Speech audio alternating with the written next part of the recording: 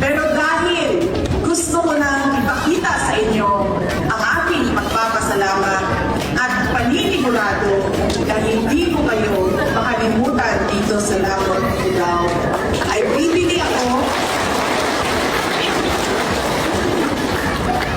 ako ng lupa at bahay dito sa inyo.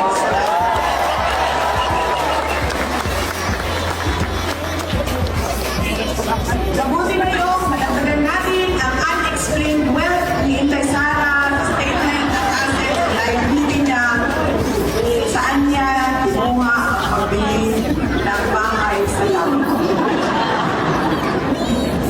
Mamaya, lahat ng may binibenta maliit lang, uy, wag yung kita-itaan nila.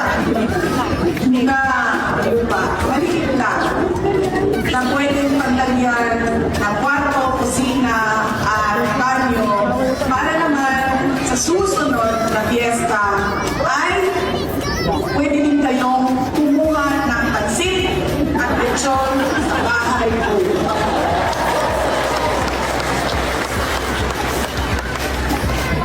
Pinag-iisipan ko pa at parang hindi ko kaya ang adobo na aso. Dahil naawa ako sa kanila. Mabait sila sa akin, ang mga aso.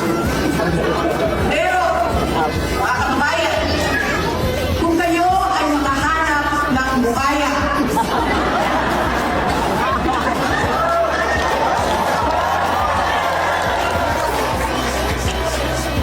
dito sa Pagpintera ay marami kami sa Davao City na marunong mag-diretsyon ng buhay.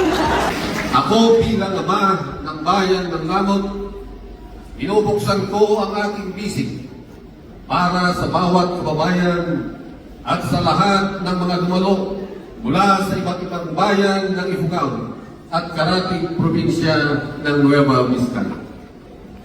At umaapwang ang puso ko na tinatanggap natin ang bisitang pinili tayong samahan sa gitna ng impeachment circus sa Kamara.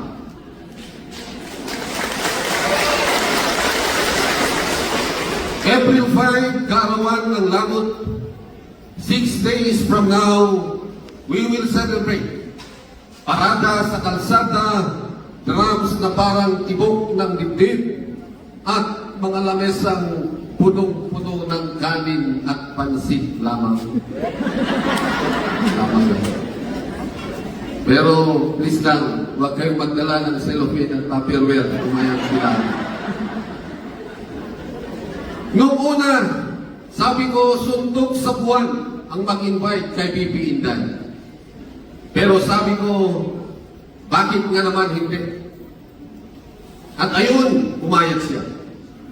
Kitang-kita sa social media, nag-viral sa buong Cordillera at Region 2. I became a famous mayor overnight.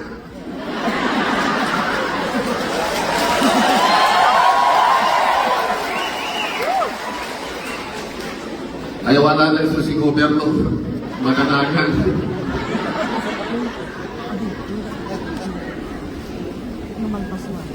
Maraming nagbas sa akin. Sabi nila, porque daw wala akong utang. Sabi ko naman, at least hindi ako bangal.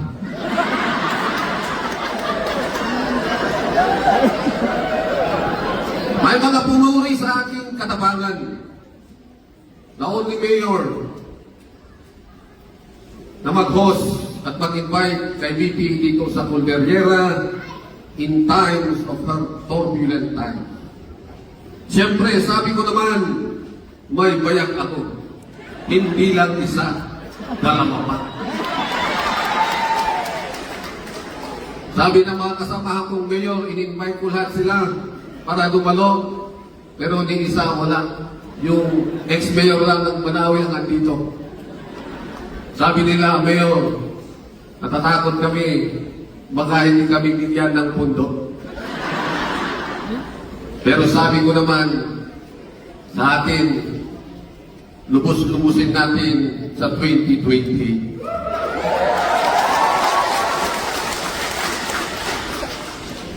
Sabi rin nila, baka daw ako yung maging bagong DPWH Secretary sa 2020.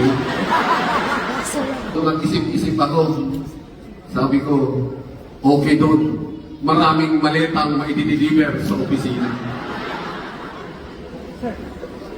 Pero, joke lang ito. Hindi naman ito about color ng politika. Ito ay dahil ikaw, BP Inday, ay bahagi ng kwento ng ating bayan.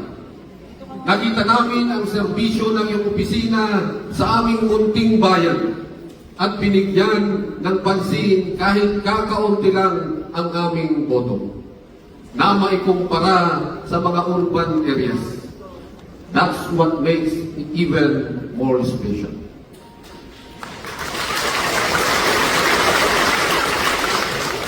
After the Ifugao adoption rights, hindi ka na lang Madam Vice President na nasa States. You'll be ours, ikaw na ang bagong kapatid, manang auntie at lola. You will be added sa LGU Family GC. At bago mo mamalayan, may inaalok ng ninang islat sa binyan. At isa na ako doon. Sunod, basin kumpoy. Sunod, basin kumpoy, di ka nga muaten sa akong kasal. Sa sunod na tuig 2027, ang ikaw ang nanay. Oo daw, sabi ni Vice. Hindi po. This Ifugao adoption is sacred. It is not a token for a guest speaker. It's reserved for public servants who extended sincere hands even before the rites, out of compassion and duty, not politicking. For the record, last year, Madam, your office OBP helped Lamot with school supplies for elementary pupils, livelihood programs for our small entrepreneurs, food packs sa mga kasama kong solo parents, and after Typhoon Uwan, food packs sa mga affected families. These acts are deeply appreciated.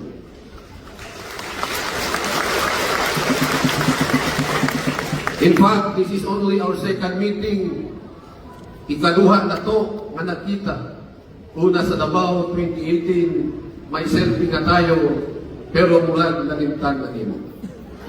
In English, the first was in Davao in 2018 when you were a mayor. We took a selfie, probably don't remember. But Lamot remembers, and we see in you the compassionate leader we need and the leader we hope to see in 2027.